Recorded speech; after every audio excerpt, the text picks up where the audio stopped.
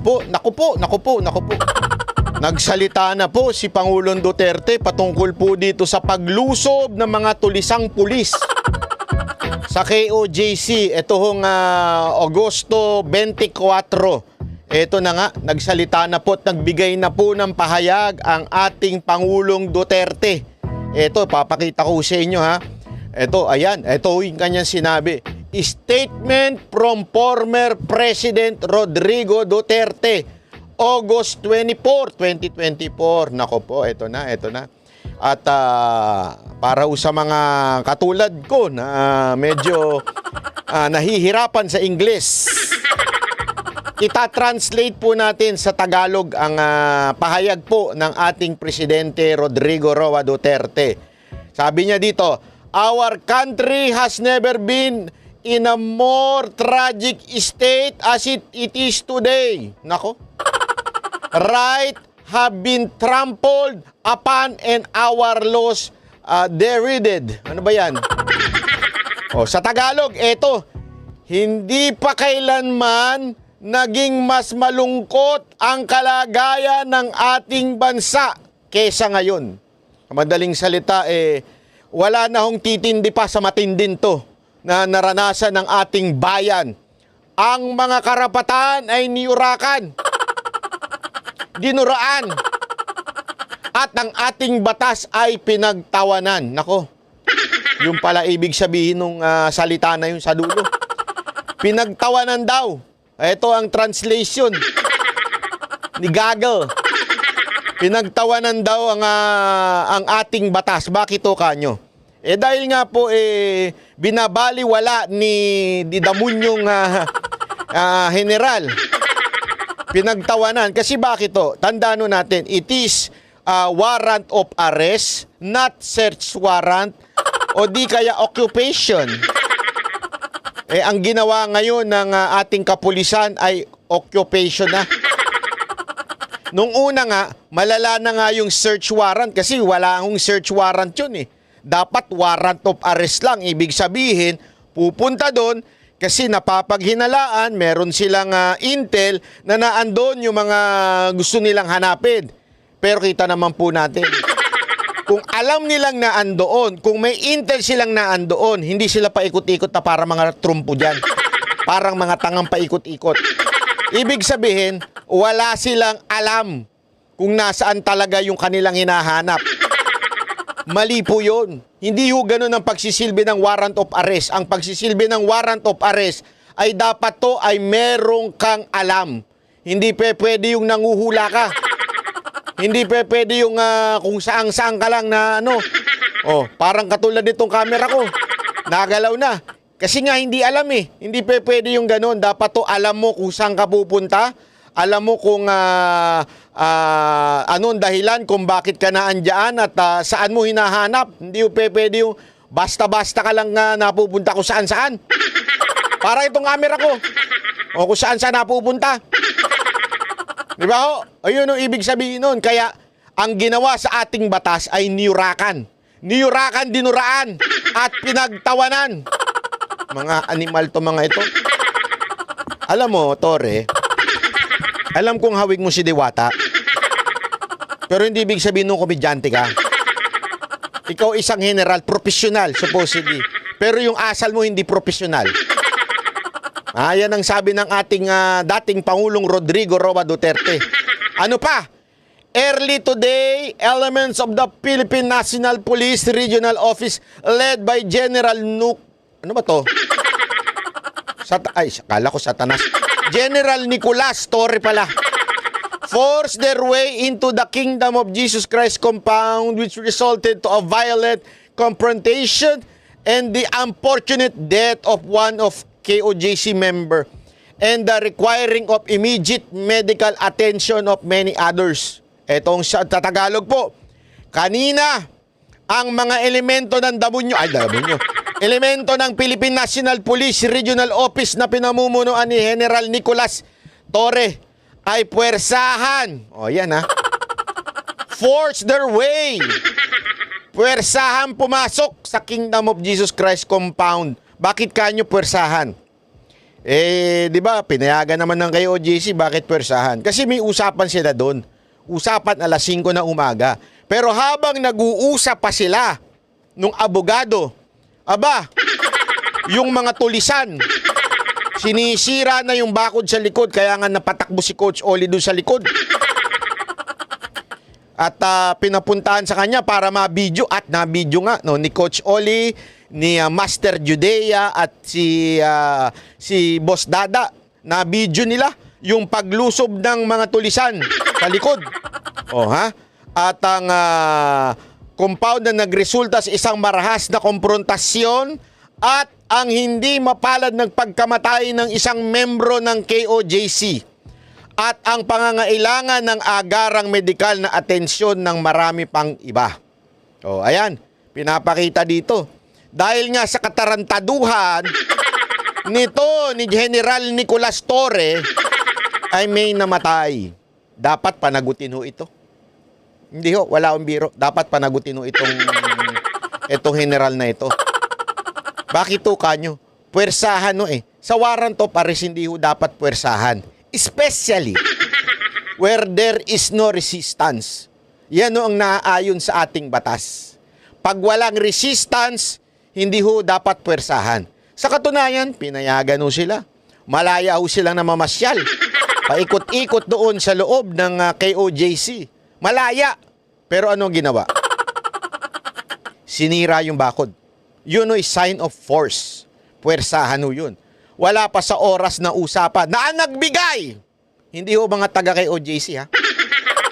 Ang nagbigay ho ay si Torre.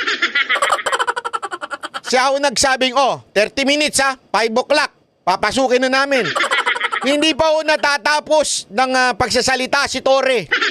Yung mga tulisan niyang mga tauhan, pinasok na ho sa likuran. Ganun ho kawalang niya. Sabi nga ng ating mga banateros na naandon, it's either hindi ginagalang o nirerespeto ng mga tauhan etong si Torre, o di kaya kasama sa madilim na plano ng mga kapulisan na kunwari sa harap peaceful pero sa likod balasubas. At nakita nyo naman, sabi nga tear gas o di kaya ay isang smoke grenade ang ginamit. At yun ay nakita ho mismo sa dalawang mata at naamoy daw ni Coach Oli ng kanyang dalawang ilong. Mali. Dalawang butas ng ilong. Di ba? Ganun ko kawalang niya. Sabi nga dito, we call on the remaining decent and patriotic members of our government not to allow themselves to be used and to be abusive and violent in enforcing illegal order. Matindi ho ito. Eto na. Sinasabi na ho na illegal po talaga ang nangyayari.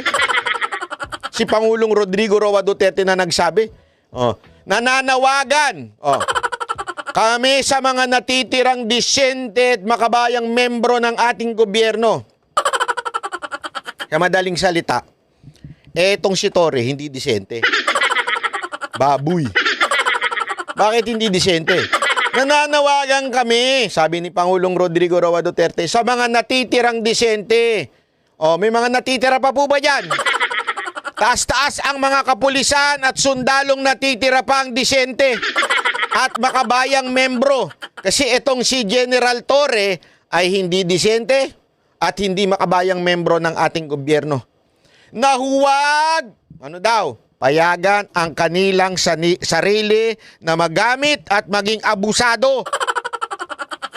Huwag kayong papayag, mga natitira pang disente sa PNP at sa AFP, na magamit kayo sa abusado, marahas na pagpapatupad ng iligal na utos. Kung kayo ay disente, kung kayo po ay makabayan, huwag po kayong papayag na magamit kayo ng mga politiko para sa kanilang iligal na utos. Huwag po kayong papayag. Hindi ho tama yan. Dapat po ay kayo ay naninindigan para sa bayan. Ito pa. Pang-apat na paragraph. We call on all Filipinos, nananawagan ang ating Pangulong Duterte regardless of political persuasion, to offer prayers for peace and justice, and to spare our people of the unwarranted tension brought about by the reign of fear and terror by people sworn to uphold the law and protect the citizen of this country. Sa Tagalog, nananawagan kami sa lahat ng Pilipino, saan man bahagi ng mundo. Ay, walang ganon, walang ganon. Dagdag ko na lang yun. Anuman ang paniniwala sa politika na mag-alay ng panalangin para sa kapayapaan at katarungan at upang iligtas ang ating mga mamamayan mula sa hindi makatwirang tensyon na dulot ng paghahari ng takot at terorismo ng mga tao. Sino naku? Tinawag na terorismo. Mga taong ipinangakong ipagtatanggol ang batas at protekta ng mga mamamayang bansang ito. Naku. Pumipitik na ho. Bumabanat na si Pangulong Rodrigo Duterte dito. Na? Sino daw ba yan? Sino ba yung naghahari ng takot at terorismo ng mga taong ipinangakong ipagtatanggol ang batas? Sino yun? Mga kapulisan? Mga kasundaluhan? Protektahan ang mga mamamayan ng bansang ito. Nananawagan na ho si Pangulong Duterte.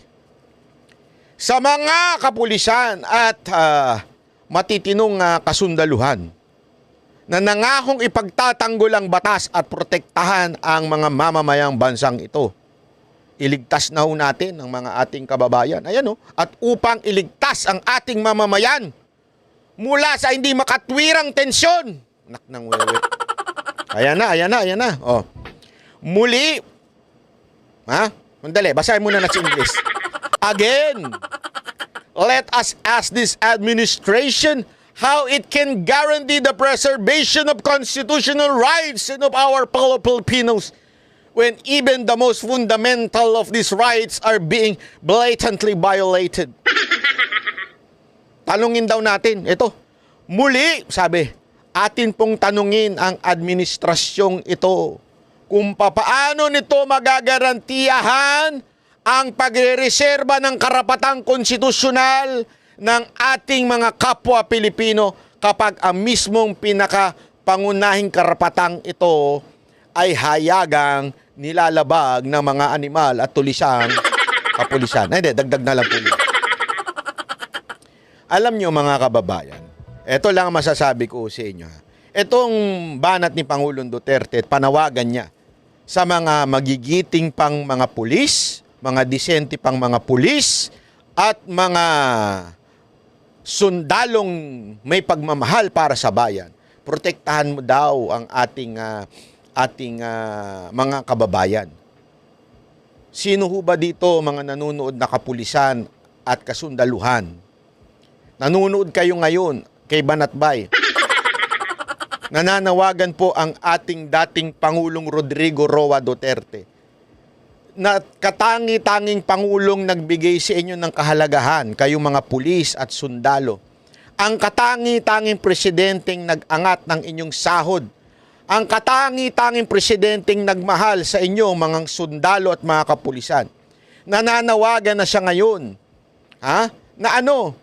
Na kayo po ay ipagtanggol ang mga mamamayang Pilipino na ipaglaban ng karapatan at huwag payagan ang mga mapang-abusong politiko. Nananawagan na po ang ating Pangulong Duterte. Alam nyo, mga pulis, mga sundalo, makinig kayo ng mabuti. Alam ko, iba sa inyo, you have different opinion kay Pastor Kibuloy. Pero ito hindi na usapin patungkol kay Pastor Kibuloy. Ito po'y usapin na panggagahasa sa ating batas. Si Pangulong Duterte, 6 na taon na binanatan na makakaliwa, binanatan ng mga pinklawan, maging ang kanyang vice presidente. Merong panawagan na impeach ang Vice President. Anong sabi ni Pangulong Duterte? Wag. Karapatan niya yan. bumatikos. Sabi ho ng Pangulong Duterte yun. Ganon dapat tayo bilang protektor ng ating konstitusyon na naaayon sa ating batas, sa ating saligang batas, na protektado ang opinyon ng bawat Pilipino, maging ito'y laban o di kaya'y sumusuporta para sa iyo. Ang bawat opinyon ng Pilipino ay mahalaga. Bawat opinyon ng bawat Pilipino, maging ito man ay against sa ilang politiko, dapat po natin itong proteksyonan. Yan o ang nakalagay sa ating konstitusyon. Freedom of speech. Kaya nga ho tayo merong demokrasya sa bayan na ito.